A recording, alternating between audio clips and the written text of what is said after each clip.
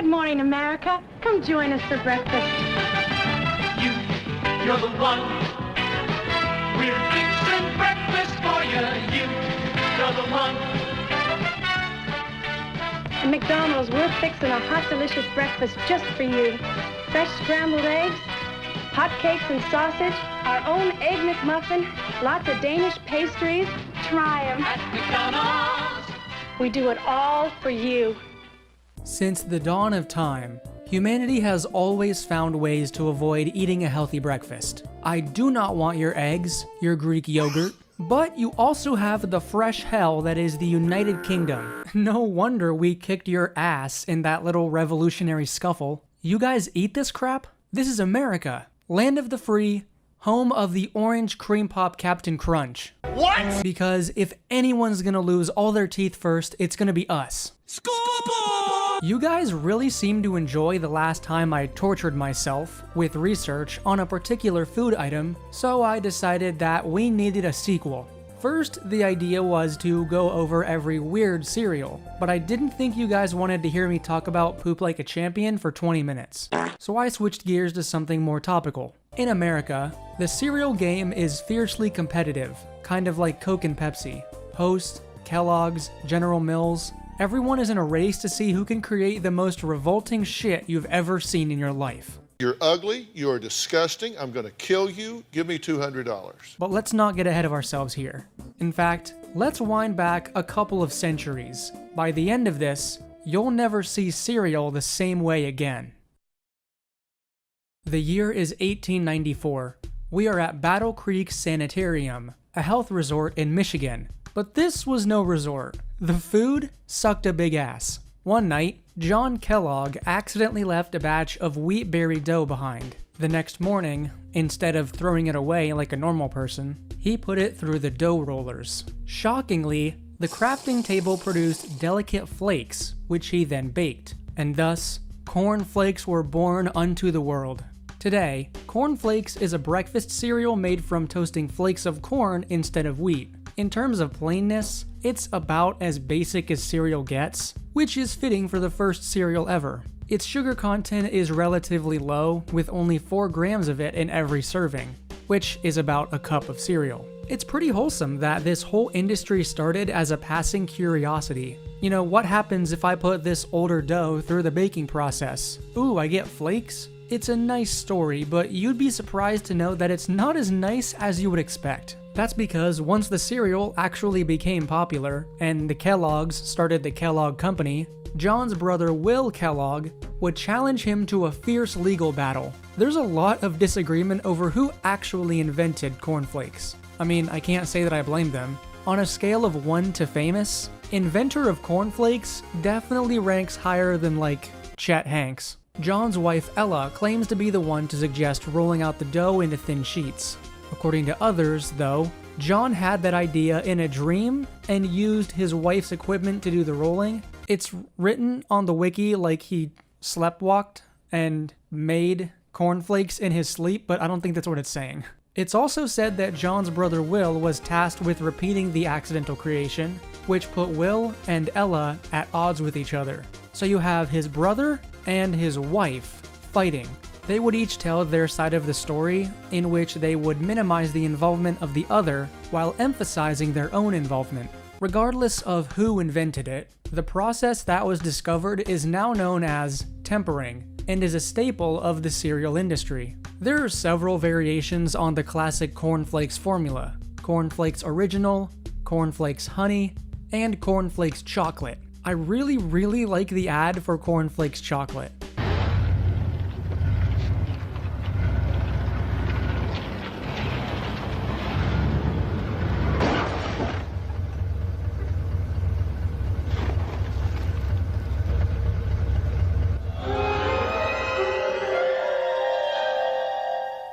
Like, what?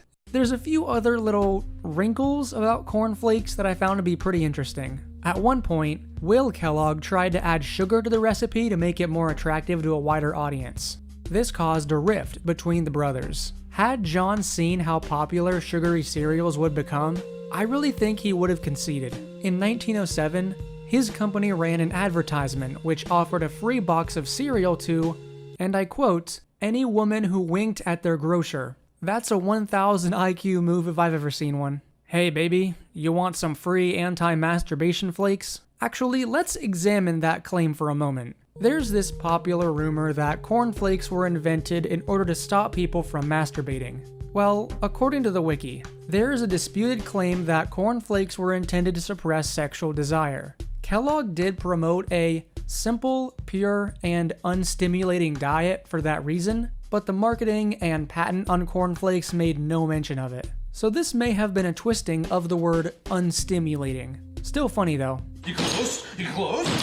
You close? There's been a lot of cornflakes mascots. The most popular is Cornelius Corny Rooster, the green chicken looking thing on the front of the box. He's been the mascot since his debut. In his early commercials, he spouted the catchphrase, "Wake up, up, up to Kellogg's cornflakes." Why a rooster? Family friend Nancy Richards suggested the animal, since the Welsh word for rooster sounded similar to Kellogg. The most notable thing about cornflakes today is its versatile use in other recipes. They're an effective substitute for breadcrumbs, they're a primary ingredient in funeral potatoes, which is a Mormon dish, and they're also involved in a lot of international snack foods. In fact, Kellogg's own website lists recipes like chicken with cornflake crumbs, cornflake pie crust, and golden fried salmon steaks. I mean, damn, that sounds so good right now. I am hungry.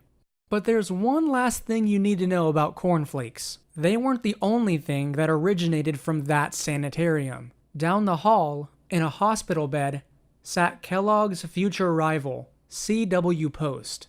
And he wouldn't be the only one. Coming to my game today? No. You laugh, but I feel like a winner. Like Ken Griffey Jr. Because I've been practicing and eating frosted Wheaties as part of my complete breakfast. Big League Crunch, great frosted tape. How is that not racist to you? This is a terrible example of blackface. Wheaties were created in 1921, again by accident. A wheat bran mixture was spilled onto a hot stove by a Minnesotan clinician working at the Washburn Crosby Company, which would later be known as General Mills. The flakes that were created from this accident had to be strengthened in 36 different ways to withstand their packaging.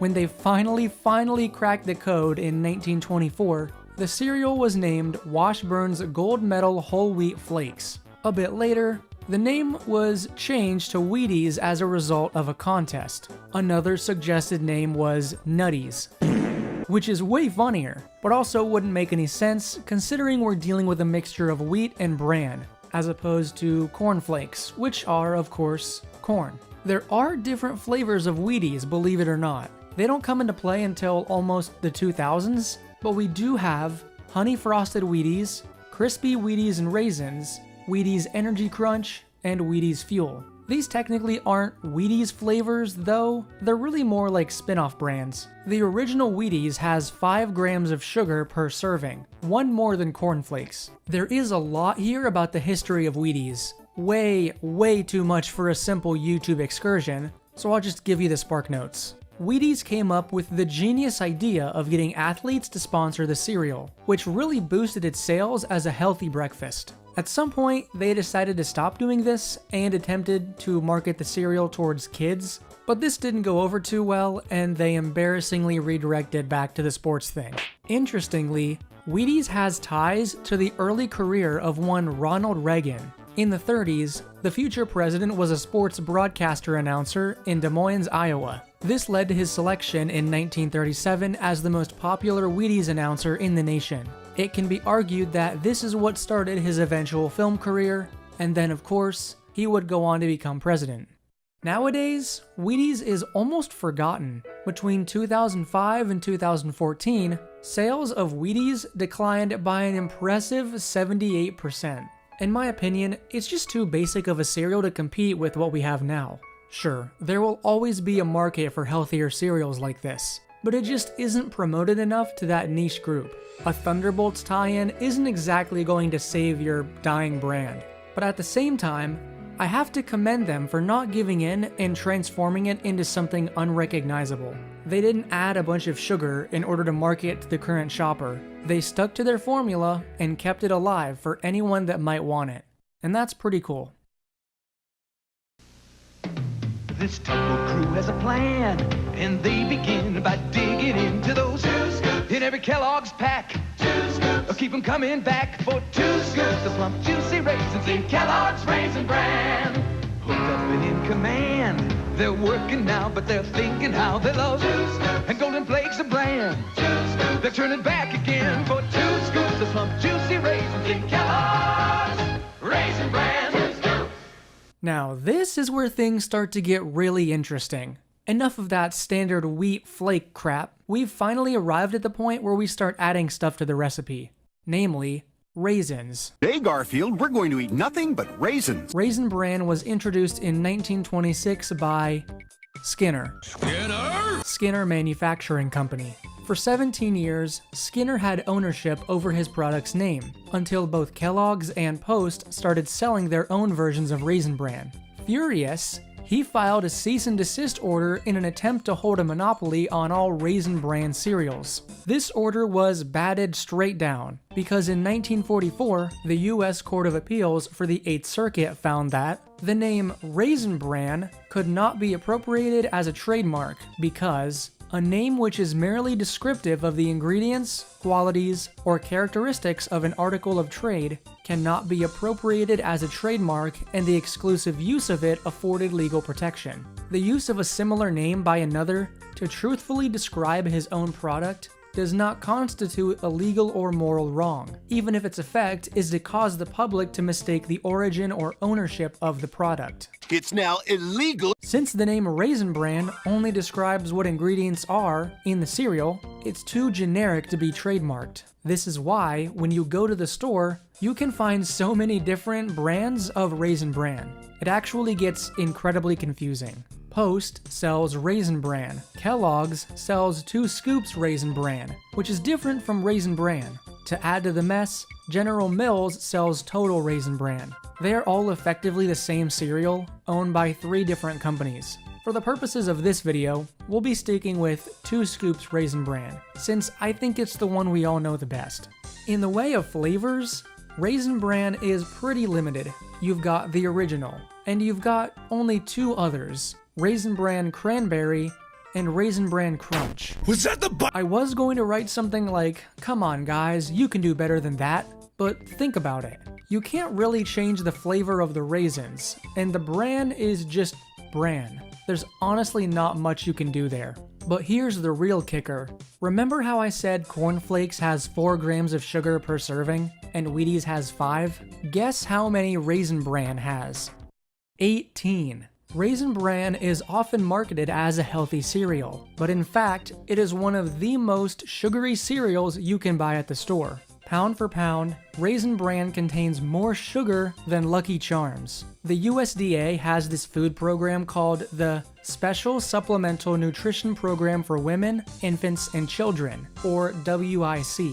They explicitly do not allow the sale of Raisin Bran, as it contains too much sugar. So your dad, who's bragging about how early he wakes up and how healthy his Raisin Bran breakfast is, turns out he's just as much fat ass as the rest of us. Introducing the new talking cereal. No. How's this? No. What are you guys talking about? The sound marshmallows make in our new Marshmallow Crispy cereal. You can't go snap, crackle, pop. Marshmallow. Kellogg's Marshmallow Krispies is part of this complete breakfast. Do you like them? That's the sound! Rice Krispies are crisped rice. Big surprise. They entered the scene in 1928. Sugar-wise, they're one of the healthier cereals out there, with only 4 grams per cup, comparable to Corn Flakes. This is one of the all-time classics for its versatility in other recipes, which also makes it similar to Corn Flakes in that regard. This is another Kellogg's original. What makes the cereal special is the sounds it makes when it interacts with milk. The rice tends to collapse, making the famous snap, crackle, and pop, which are also the names of its titular mascots. These mascots were created by Vernon Grant in the 1930s. Snap actually came first in 1933, who was soon followed by Crackle and Pop. his gnome-like brethren. They're the first and longest-running Kellogg's mascots. In physics, Snap, Crackle, and Pop inspired shorthand names for the 4th, 5th, and 6th derivatives of position. What the hell? What does that mean? Okay, so in physics, the first derivative of position is velocity, the second derivative is acceleration, and the third is the change in acceleration, or the jerk. The 4th, 5th, and 6th derivatives are actually called Snap, Crackle, and Pop. But why though? I have here a list of the different slogans you can find in other countries where Rice Krispies are sold, and in other languages. In English, you obviously have Snap, Crackle, Pop. In Danish, it's Piff, Paff, Poff. You also have certified hood classics like Piff, Paff, Puff, Nisper, Nasper, Nusper, Pim, Pam, Pum, Rix, Rax, Pox, Crick, Crack, Croc, Nap, Netter, Knack, and Poos, Paz, Pez. Boom, bam, bop, bada, bop, boom, pow. Kellogg's has stated that the US version of Rice Krispies uses rice sourced from Louisiana and Arkansas, which is a bit of a different process than it was originally. At first, the patent called for partially dried grain, only partially, which would allow it to expand when exposed to high temperatures. This is what creates its light and airy texture, which is of course what leads to the famous Snap, Crackle, and Pop. There are so many flavors of Rice Krispies. I'm sure I'll miss a few, but here is everything I was able to find. You have the original Rice Krispies, Cocoa Krispies, Rice Krispies with vanilla flavor, Strawberry Krispies, and Rainbow Krispies. If you want to include discontinued flavors, you have Frosted Rice Krispies, Marshmallow Rice Krispies, another version of Strawberry Rice Krispies, Apple Cinnamon Rice Krispies, Berry Rice Krispies, Rice Krispies with honey, and Halloween Rice Krispies, which included orange-colored Krispies. There's a lot to choose from here. Kellogg's actually got into some hot water in 2010 when the FTC ruled that their health claims were misleading. Things like includes antioxidants and supports your child's immunity. Kellogg's also owns Frosted Mini Wheats, which has gotten in trouble for doing something similar. Hey, I'll take a little misinformation if it means I can keep eating Scotcheroos. If you haven't had these, oh my god, are you missing out. Rice Krispies, chocolate, butterscotch, and a whole lot of sugar. If there's one thing that I had to eat for the rest of my life, it would be Scotcheroos. Gloria, why don't you try Rice Chex cereal for a change? Mom, you know how I feel about Chex. No, how do you feel about Chex? Just not into Chex, Dad. Well, maybe you could get into one spoonful. Okay. Hey, these Rice Chex taste great. They're light and crispy. So, you like them? Yeah. Right on. Groovy. It's the 1930s. The Great Depression is hitting us hard. But in the midst of the hardship, a new cereal was able to emerge. Chex was introduced in 1936 under its original name, Shredded Ralston. Damn, who is Ralston, and what did he do to get shredded? It was renamed in 1950 and sold to General Mills in 1997. But Kellogg's owns the rights to the brand in South Korea and Singapore. The general appearance of the cereal is described in a 50s ad like this: golden toasted shreds of rice, crisscrossed into hollow, bite-sized waffles, shaped just right for easy eating. And at 4 grams of sugar per serving, it probably goes down pretty easy too. If we're talking just general opinions here, I like Chex. It's not a cereal that comes to mind when you're going down the cereal aisle, but it toes the line between healthy and unhealthy perfectly. Because yes, if you get one of the OG flavors, you're probably pretty safe.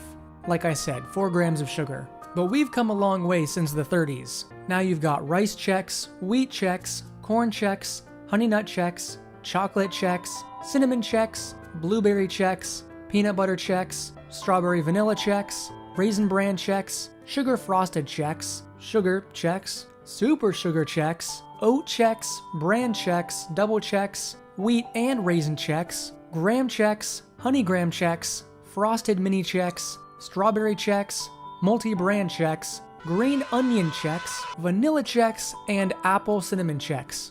I hope you enjoyed that, because the reason this video took so damn long is because I had to cut out all those PNGs in Photoshop.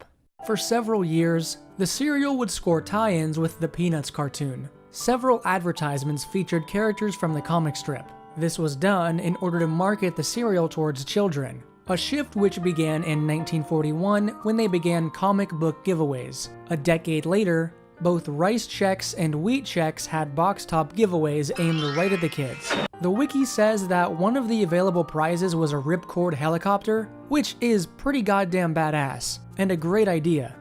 Well, Ralston was tired of having great ideas, so just 5 years later, he reversed this entirely. This box contains 12 ounces of crunchable, munchable Wheat Chex, the only cereal made on purpose for grown-ups. Someone's not getting invited back to the sleepover. This would be reversed again in the 70s, when Casper the Friendly Ghost was used to market the cereal. And of course, we can't talk about Chex without bringing up Chex Quest, a Doom clone where you would take on the mantle of Chex Warrior, clad in Chex armor. As far as tie-in video games go, I've certainly seen worse. Okay, maybe it's not like a masterpiece. My favorite Chex thing is the commercial where the two leads have an unnatural amount of sexual tension. Try some Wheat Chex, honey. No, thanks. They're so good. Yeah, I bet. And wheat is so good for you. Okay. Hey, the Wheat Chex are good. They're smaller than I thought. Lighter than I thought wheat could be. Really tasty. Honey, do something for me. Anything. Let me have some Wheat Chex. Okay. Probably the most notable contribution made by Chex is Chex Mix, which was what was being advertised in that Peanuts ad. Chex can be mixed with other flavors of Chex, as well as pretzels, nuts, and baked crackers. If you check their website, there are a ton of combinations they've recommended. My favorite of which is Muddy Buddies, which you can buy pre-mixed in at the store. It's also called Puppy Chow by the furry community, and also by everyone else, apparently. I really thought that would be a furry thing. Fullback Bobby is a boy of 9. He can really hit that wine. He's a star because he knows he's got go power from Cheerios. He's got go power. There he goes. He's feeling his Cheerios. Cheerios is one of the actual OGs here. Released in 1941, it consists of pulverized oats in the shape of a solid torus. Pulverized torus? That's a really cool description for something so bland. I'm sorry, but have you ever heard of someone buying regular-ass Cheerios? You're a fucking idiot! For the unfamiliar, regular Cheerios have been supplanted by the vastly superior Honey Nut Cheerios, which is regular Cheerios with a very impressive honey taste. But for consistency's sake, regular Cheerios have a sugar content of just 2 grams, our lowest so far. But they weren't introduced as Cheerios. Their original name was pronounced Cheeriots, but was shortened just 4 years later. Why? Quaker Oats claimed to hold the rights to the term oats, which is kind of insane because we just talked about not being able to own the name Raisin Bran, but it may have just been a case of not wanting to start a whole thing over it, and Cheerios is pretty damn close to Cheeriots. I mean, it may have already been a misnomer. The process of creating Cheerios is actually based on the process of creating the cereal Kix, which was invented in 1937. The process for the flour starts in Minneapolis before being finished in Iowa, Georgia, and New York. Except we're all too busy snacking on Honey Nut Cheerios instead. What are the other flavors? Well, strap in for this one, boys. We've got Cheerios, Cinnamon Nut Cheerios, which actually predate Honey Nut, Peanut Butter Cheerios, Apple Cinnamon Cheerios, Multi-Grain Cheerios, Frosted Cheerios, Yogurt Burst Cheerios, Fruity Cheerios, Oat Cluster Crunch Cheerios, Banana Nut Cheerios, Chocolate Cheerios, Cinnamon Burst Cheerios, Multi-Grain Peanut Butter Cheerios, Multi-Grain Cheerios Dark Chocolate Crunch, Cheerios Protein, Ancient Grain Cheerios, which is Cheerios made with Kamut wheat, spelt, and quinoa, Pumpkin Spice Cheerios, Chocolate Peanut Butter Cheerios, Strawberry Cheerios, Very Berry Cheerios, Peach Cheerios, Blueberry Cheerios, Maple Cheerios, Cinnamon Cheerios, Toasted Coconut Cheerios, Frosted Vanilla Cheerios, Chocolate Strawberry Cheerios, Banana Caramel Cheerios, it's not caramel to us Midwesterners, you pretentious fuck, Honey Vanilla Cheerios, Strawberry Banana Cheerios, Frosted Lemon Cheerios, Peach Mango Cheerios, Cheerio Veggie Blends, Cheerios Cinnamon Protein, Cheerios Strawberry Protein, Cheerios Cookies and Cream Protein, Cheerios Cinnamon Oat Crunch, Cheerios Berry Oat Crunch, and Cheerios Chocolate Oat Crunch. Wow, that's a lot of words. Now for the discontinued Cheerios. Cheerios and X's, Team Cheerios, Millennials, Berry Burst Cheerios, and Dulce de Leche Cheerios. That's a lot of flavors, and my voice is already completely thrashed. Because of its soft texture, Cheerios has been a popular baby food for years. It's commonly used as a transition food from semi-solid to solid. General Mills have deployed several mascots over the years. The first was Cheery O'Leary, a cartoon girl who would interact with the entertainers of the time. Cheery was replaced with Joe. Joe was replaced with the Cheerios Kid. The Cheerios Kid would finish his Cheerios, then solve whatever problem was presented in the advertisement. Very basic structure. He lasted for several years, and has made reappearances in the modern day for special occasions. Similar to Chex, General Mills would order a Peanuts tie-in for Cheerios. In the commercials, you'd have a bunch of the Peanuts characters performing a task, losing their energy halfway through, and then another character would say, "Oh, it's because we haven't finished our Cheerios." Very subtle, guys. And this wasn't their only marketing stunt. Flash forward all the way to 2012. To promote the CW block Vortex, special boxes of Cheerios were branded as Vortex O's. I can't find an image of a box of Vortex O's, but if you're familiar, let me know in the comments. But it wouldn't be a modern cereal without at least one controversy. 2013, a Cheerios ad titled "Just Checking" features an interracial family where the daughter asks her white mom if Cheerios is good for the heart, as her black father mentioned. The mom says the cereal is good for the heart, so the daughter puts it on her dad's chest while he's sleeping. Oh my goodness! I don't really see the issue here. I guess 2013 was a bit too soon to show an interracial couple in an ad. Like, seriously? I can't find any other listed reason why this ad was controversial. You should read through the comments on the YouTube video though. They're a hell of a thing. Oh wait, there's more? Yup. In 2009, the FDA sent a letter to General Mills indicating that Cheerios was being sold as an unapproved new drug. So, the label on the box reads, "You can lower your You can lower your cholesterol in 4% in 6 weeks." And did you know that in just 6 weeks, Cheerios can reduce bad cholesterol by an average of 4%? The FDA saw this and required Cheerios to go through the proper channels if they wanted to market the cereal as a drug. General Mills sent them a letter basically saying, Nuh-uh.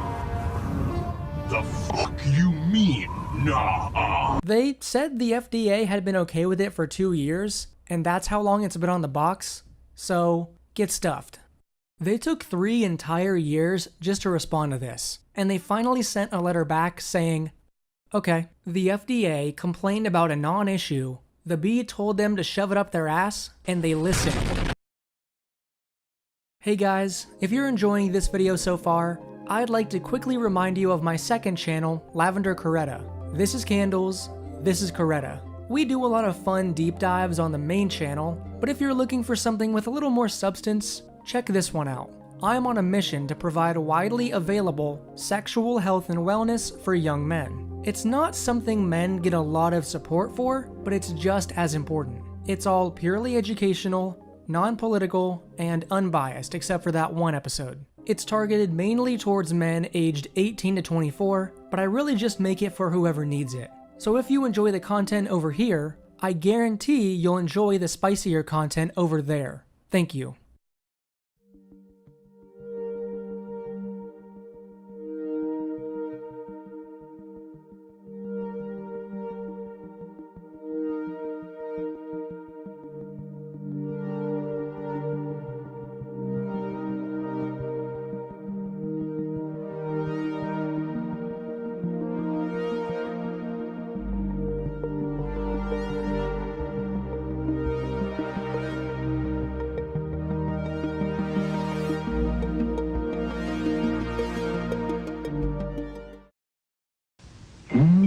My Super Golden Crisp cereal with 8 vitamins makes this nutritious breakfast really neat. I just love that sweet, crispy wheat. Doobie-doobie-doobie-doo. Whoa, ho, ho, ho, what's up, Croc? Don't be bashful with that box, Sugar Bear. Put the pole in the bowl. Time for a vitamin pack punch. In case he bit off more than he could chew. I can't get enough of Super Golden Crisp. It's got the crunch with punch. Yeah. I'm pretty sure that at one time, Golden Crisp was my favorite cereal. It came screaming onto the scene in 1948. Golden Crisp is basically sweetened, candy-coated puffed wheat. Candy-coated is right because this stuff is basically candy. You don't get to be 21 grams of sugar per serving and not be a candy disguised as cereal. Flashback to the 1904 World's Fair. The Quaker Oats Company introduces the concept of a cereal that mimics the candy-esque Cracker Jacks. The initial tests flopped, the first being Ranger Joe, the first of its kind. Post introduced their own version in 1948 called Happy Jacks, which was then renamed to Sugar Crisp. Sugar Crisp debuted with an astonishing 51% sugar content, which was only eclipsed by Sugar Smacks, later renamed to Honey Smacks, which we'll get to. Sugar Smacks had them beat at 55%. Literally over half of this product was sugar. After another round of name changes with Super Sugar Crisp, Super Golden Crisp, and Golden Crisp, they finally decided that was good enough. Around this time, a lot of cereals were dropping the word sugar from their names. In the early 1970s, there was a short, limited edition variant called Super Orange Crisp, which had orange-flavored O's in it. In the 50s, advertisements were genuinely trying to promote Sugar Crisp as a viable breakfast food, over half its weight in sugar, remember that. These ads touted 3 mascots for the cereal, 3 bears named Dandy, Handy, and Candy. Their slogan was, "As a cereal it's dandy, for snacks it's so handy, or eat it like candy." Well, at least they were being honest about its candiness. Later on, this bear would be condensed into one, named Sugar Bear. That's really the only notable thing about Golden Crisp. It's obscene amounts of sugar. Remember how I said it was found to be 51% sugar? Well, in 1975, they tested Super Orange Crisp.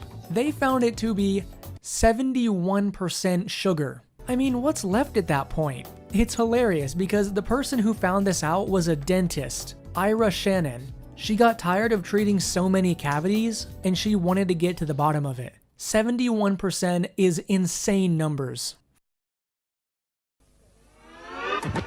Pin back your ears and listen up, fellas. I'm gonna tell you how to make your friends jealous. You gotta find the key to the Frosties taste from the top secret formula on which it's based. Wow, Tony, wow, Tony, wow, Tony, wow. How, Tony, how, Tony, how, Tony, how. Delicious, dazzling, light, they're kicking. Try 'em, kids, your lips you'll be licking. Now, what makes them so appealing? It's a secret formula, but shut up! Shut up! Frosted Flakes was introduced in 1952. This is a very standard cereal, nothing crazy. Imagine cornflakes, but dusted with sugar. Being a cornflakes adjacent cereal, this is, of course, a Kellogg's product. Interestingly, this is a similar situation to Raisin Bran, where the name is too generic to be copyrighted. You'll see a lot of different Frosted Flakes at the store. It used to be known as Sugar Frosted Flakes, but sugar was also dropped from its name. It does have other names in international markets, and there's something. The UK has Frosties, Hispanic America has Zucaritas, and Japan has Corn Frosty. Frosted Flakes is the second highest selling cereal in the United States behind Honey Nut Cheerios, and that is likely because of its marketing. Tony the Tiger is one of the most recognizable cereal mascots in America. He's been all over the advertising for decades. He's iconic. In most advertisements, he'll say his catchphrase, "They're great!" It's simple but punchy. He's had a lot of different voices over the years. Dallas McKennon, Thurl Ravenscroft, Tex Brashear, and even professional wrestling announcer Lee Marshall. Frosted Flakes was also a major sponsor of Adventures with Superman, not the modern one with the deceptively hot Lois. I'm talking about the one from the 1950s. On the DVD release of the first season, they've included many of the tie-in commercials. The Tiger can also be found sponsoring programming on PBS, on series like Dragon Tales. Dragon Tales, Dragon Tales. The original flavor of Frosted Flakes has 12 grams of sugar, making it comparable to, nothing on this list, actually. There's a lot of stuff in part 2 that has around 12 grams of sugar per serving, like Cookie Crisp and Captain Crunch with no berries. But there's more than just the original flavor.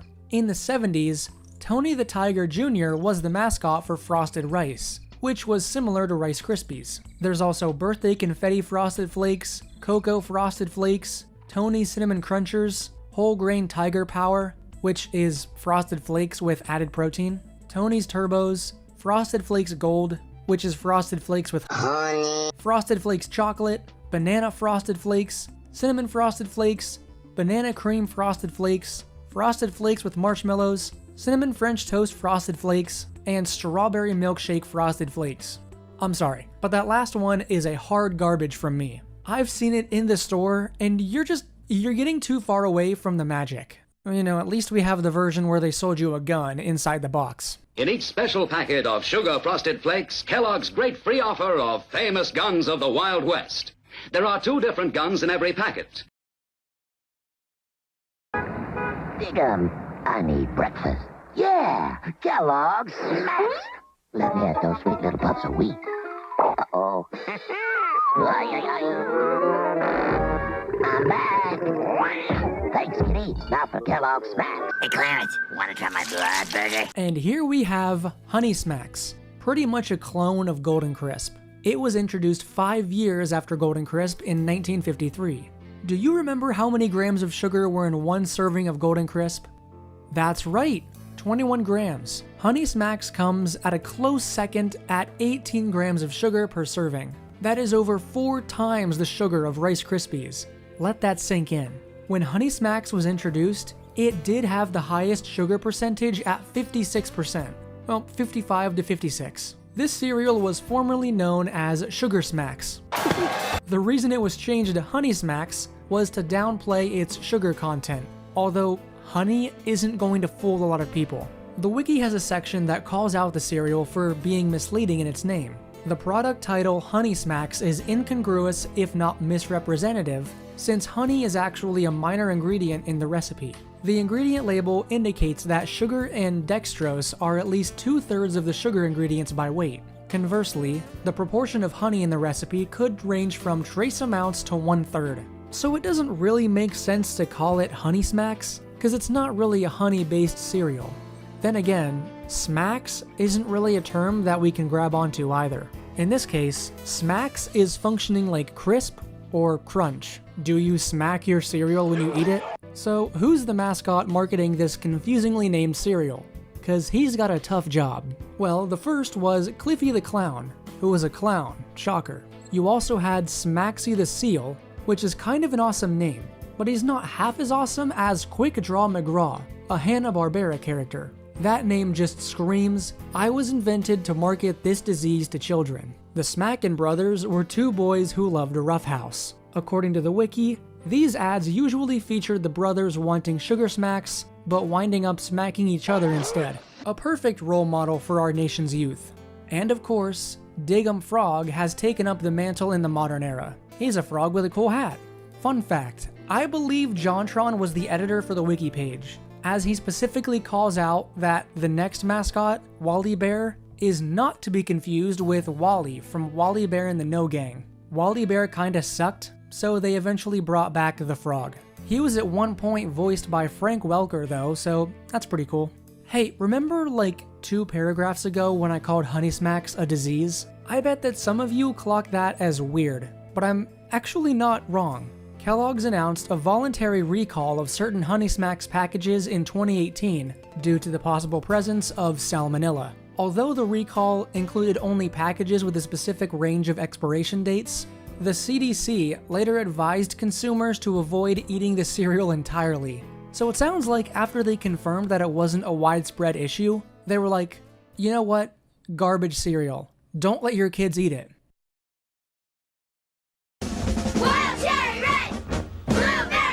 Kids are voting for the next fruity color in Trix. I love them both. The votes are coming in. And with this disguise, I'll be sure to be on the winning team. Wild cherry. Red, red, red. Blueberry. Blue, blue. Kids, your vote can help us decide how to make fruity Trix more colorful than ever. Wild cherry red. Blueberry blue. 2 fruity colors to vote for, with ballots on the back of marked boxes of Trix, a colorful part of a good breakfast. Red or blue, it's up to you. Trix was introduced in 1954 by General Mills. This cereal consisted of sweetened, fruity corn pieces. Now, here's something that I can't believe I never realized. What's another Trix-like cereal owned by General Mills? Kix. Trix is the sugary version of Kix, with 12 grams of sugar like Frosted Flakes. They look basically the same, except one is fruity. It's created using the exact same process. It's just a different flavor of Kix. I don't know if I'm an idiot and never realized that, but yeah. The original cereal had just 3 colors: orangey orange, lemony yellow, and raspberry red. But over the years, 5 more colors have been added and taken away at various points: grapey purple, lime green, wild berry blue, I don't know what the difference is there, and watermelon. Trix sticks pretty close to its original look, but they have introduced variants where they mix flavors into a single piece, which isn't all that interesting. I'd actually argue that the Trix yogurt is just as, if not more, recognizable than the cereal itself at this point. The original version of Trix contained all spherical pieces, but if you haven't kept up with it in a while, this has been changed at least once. In 1991, the shape was changed to fruit-shaped pieces in order to not be confused with Berry Berry Kix, which was introduced a year later. Fans seem to appreciate this change, which is why they were upset when this decision was reversed in 2007 and then reversed again in 2018. That's right, you eat your circles. I wonder who's worse, flat Trixers or the Snyder fans? Hey buddy, eyes up here. You'd think that Trix is one of the first cereals that would have to get rid of their artificial colors, but you'd be surprised. 10 years ago, Trix switched from artificial to natural colors. They did have to drop the green and blue puffs because they couldn't find natural alternatives, but they were able to find alternatives for red, orange, yellow, and purple. Guess what? This change lasted only 2 stinking years, as they announced they would be reversing this decision after intense backlash. Dude, I made the Snyder fans joke earlier, but now I'm actually starting to believe it.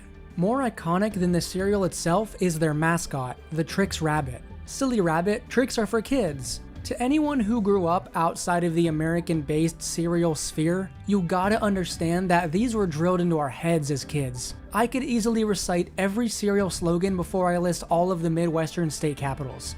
The credit for the Trix Rabbit goes to Joe Harris, a copywriter and illustrator at the Dancer Fitzgerald Advertising Agency. And the creative director was so serious about attributing the credit to him that he once wrote in an internal memo, "In a business where the only thing we have to sell are ideas, it is of first importance that credit is given where credit belongs." And Joe gets all of the credit for this one.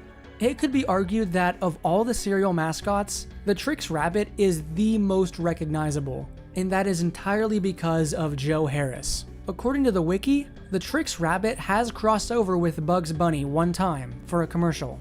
But it also mentions a comparison between the Trix Rabbit and Sisyphus, so I would take that one with a grain of salt. Short skirts are back. Are they? You know, you used to look great in a mini. Did I? Light, crisp, Special K. Low in fat, high in protein, with no cholesterol. Yeah, honey. Bye, darling. The well-balanced breakfast that keeps you in shape. When did you get that? I bought it yesterday. By the way, I think your cup's full. Special K keeps you looking good. Special K is a special case. Introduced in 1955, it's marketed as a healthy cereal, even though it's similar in sugar content to other basic cereals. Specifically, the idea that Special K can aid in weight loss has been heavily promoted with the Special K Challenge. This is something that isn't pushed as much anymore, but back in the day, this was a big deal. The goal was simple: replace your meals with Special K, and you could stand to lose 6 pounds in 2 weeks. Eat a single serving of any Special K cereal with 2/3 cup of skim milk and a side of fruit for breakfast. The second meal should either be a Special K protein bar, protein shake, or another serving of cereal along with fruit. The third meal of the day is a normal meal, with drinks having no restrictions either. It even allowed you to consume 2 Special K branded snacks throughout the day. Critics of the diet pointed out the fact that the range of foods was extremely limiting, which created a diet lacking in protein. The diet is also non-specific about overeating, which is a big part of weight loss. Instead, they focused on meal replacement, no matter how many meals you ate. It's like that joke where somebody eats 20 lean cuisine meals a day because it's branded as a healthy meal. Yes, it is a meal replacement, but you're also limiting how many calories you can consume in a day. Despite the criticisms, I do have to bring up an independent study which found that the Special K challenge was at least partially effective for 3/4 of the participants, so maybe it isn't completely unfounded after all. And remember, the challenge did not specify which variety you had to eat, and there's a lot of different kinds. Original, Chocolatey Delight, Chocolatey Strawberry, Cinnamon Pecan, Red Berries, Vanilla Almond, Fruit and Yogurt, Brown Sugar Gluten-Free, Oats and Honey, Chocolate Almond, Protein, Blueberry Lemon, and Apple Cinnamon Crunch. I would wager that Chocolatey Delight is the most popular flavor, but that might be my own bias. Their only major controversy is a recall in 2013, where selected boxes might contain shards of glass, otherwise known as Captain Crunch. To keep me from going cuckoo for the more chocolatey taste of Cocoa Puffs, I'm going to ride up and down in this elevator all day. 11th floor, Munchie. Munchie? 12th floor, Crunchy. Crunchy! 13th floor. More chocolatey? That's Cocoa Puffs! Yahoo! Go for Cocoa Puffs! Go for Cocoa Puffs! More chocolatey tasting Cocoa Puffs, part of this balanced breakfast with 10 important vitamins and minerals. Being cuckoo sure has its ups and downs. 1956 saw the introduction of Cocoa Puffs, another one of the real OGs. Imagine Kix or Trix, but entirely chocolate. General Mills is behind this one as well as Kix and Trix, so who's to say this wasn't their original intention? In several instances, Cocoa Puffs has been advertised to include Hershey's chocolate on the box and in commercials. Its sugar content is once again 12 grams per serving, which seems to be the magic number for most of these mainline brands. Sonny the Bird joins the ranks of cereal mascot titans. If I had to list the main guys, I would say Tony the Tiger, the Trix Rabbit, Sonny the Bird, and a few others which we'll get to later. After all, they're the ones that got parodied in that South Park Ozempic special. I know I tend to hype up a lot of these mascots, but Cocoa Puffs is an actually special case. The term cuckoo for Cocoa Puffs has now entered the standard vernacular. The phrase is used to describe someone who's crazy, or acting crazy. What's the cause of that craziness, you may ask? Well, it might be lead. At the turn of the millennium, 2 class action lawsuits were filed against General Mills, alleging that Cocoa Puffs contained elevated levels of lead. The lawsuits cited a study by researchers at George Washington University. And this isn't your standard tabloid article study either. This was a lengthy test conducted over the course of 8 years on many products containing chocolate. This research is backed up by a more recent study conducted in 2023. But I'm more interested in Sonny himself. He's such an integral part of my childhood. That ad that I chose to open this segment with was incredibly nostalgic to me. The image of this bird bouncing around the room, turning everything into chocolate, is burned into my skull as an adult. He was introduced as the cereal's mascot in 1962, and he's been a huge hit ever since. What makes him unique is that rather than trying to keep his hands on his own cereal, like the Trix Rabbit or the Lucky Charms guy, Sonny is canonically addicted to his own product. The only way I won't go cuckoo for Cocoa Puffs is to sell everything that reminds me of its great chocolatey taste. In the commercials, he's always trying to avoid coming into contact with the cereal, which is kind of a backwards marketing tactic, but it did really pay off for General Mills. Sonny himself was designed by Gene Cleaves, with help from Fleischer Studios' Grim Natwick of Betty Boop fame. He was originally depicted with a pink and white striped shirt. Why are you gay? Although this was changed in the mid-90s. He was given a more Disney-esque appearance, and in 2004, he was redesigned again, this time with no clothes. My kind of guy. Fun fact, he's actually called Sonny because in the original commercials, there was a grandpa character that would call him Sonny, and the name just stuck. Are there any different flavors of Cocoa Puffs? Well, sort of. Cocoa Puffs Combos adds vanilla puffs to the recipe, and Cocoa Puffs Brownie Crunch adds brownie pieces. Nothing too crazy. I guess if it ain't broke, don't fix it. Cocoa Puffs is one of those cereals that is too sugary for me as an adult, but I do have fond memories of it. Good morning. It's time for a healthy breakfast. This time your kids will eat it. A cereal with lots of protein.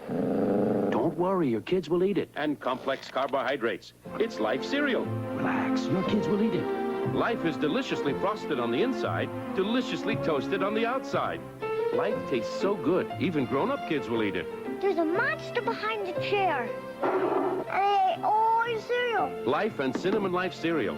Unless they're weird, your kids will eat it. Now we enter the 1960s with Life cereal. Life is a Quaker Oats original. Its appearance is similar to Chex, but much thinner and slightly sweeter than most varieties of Chex are. The original is actually marketed as a multi-grain cereal, since there have been so many different varieties of the stuff. But before we get to that, the original has 6 grams of sugar, a nice middle ground between cereals like Wheaties and Corn Flakes, and standard cereals like Frosted Flakes and Cocoa Puffs.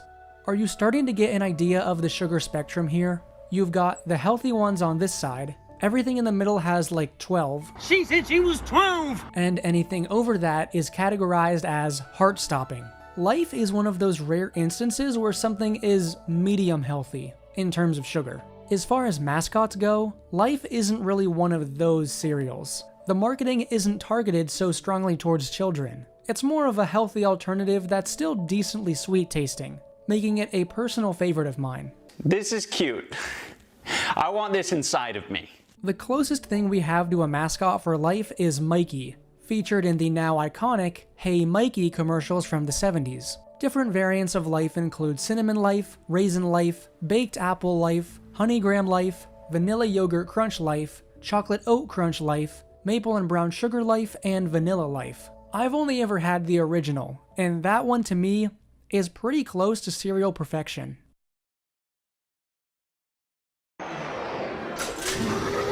I'm finally here. I've come for the ultimate fruit taste of Froot Loops. I'm going to check out that noise. My, what's this? What? How? Gotcha! Toucan Sam, where are the Froot Loops? I didn't bring any. To free Sam, should we give the Fruit Monster Kellogg's Froot Loops cereal the fruity part of this good breakfast? You can choose yes or no at toucansam.com. Ask your parents' permission. Our final cereal for part 1 is the classic Froot Loops, brought to market in 1963. Kellogg's found themselves another all-time classic with its introduction, which consists of fruit-flavored O-rings. Another point of contention with Froot Loops is whether or not every color loop has the same flavor or not. In fact, they do. Red, orange, yellow, green, blue, and purple doesn't matter. They all taste the freaking same. Now, I challenge General Mills to release the Indigo Loop. Good luck finding a natural dye for that one. The Froot Loops marketing team has really outdone themselves. Toucan Sam is one of the classics. I want this inside. But the commercials from the 2000s have the same vibes as those Goldfish commercials, where there's an ongoing story. In this miniseries, Toucan Sam has 3 little toucans, and the DuckTales comparisons are front and center. In the ads, they travel around the world, introducing new flavors like Froot Loops Birthday Cake, Froot Loops Tropical, and Mermaid Froot Loops. I'd actually recommend checking out the full playlist of these commercials. They're decently entertaining and well animated, and for a while there, Toucan Sam was voiced by the legendary Mel Blanc. For a cereal as widely known as Froot Loops, there's surprisingly not much to cover here. I should probably mention that the standard box of Froot Loops contains 12 grams of sugar, but you could have guessed that at this point. There's some other flavors out there, but they're not well documented. I was a little disappointed to see the lack of variety with this brand. But you know what's not limited in variety? Captain fucking Crunch. And if you want to see me cover the wild story that is Captain Crunch, please leave a like on this video and consider subscribing. I know, but I had to cut this one short, because I realized that I was already at the script length I was at for the soda video, but I've only covered half the cereals I eventually want to cover. You guys seem to really like the soda video, so if this video does well enough, which I think it will, I'll do a part 2 with the rest of the cereals, like Lucky Charms and Reese's Puffs. Remember, we have a Discord server for both this channel and my second channel, Lavender Coretta. We also have a Patreon where you can support me directly. I'm still working on getting more benefits set up. I think I'm gonna start streaming some games over there. If you have any Steam games you'd want to see me play, let me know in the comments of this video and in the chat feature of Patreon. I'm extremely grateful for your guys' support on the channel so far. I'm close to being able to do this YouTube thing as a full-time job. I've been saying that for a while, but this month was the first month since the original docs that I've made more than my budget. So we're almost at that dream come true. Also, the Candles OC challenge still has a while to go. You have until July 10th to get your submissions in.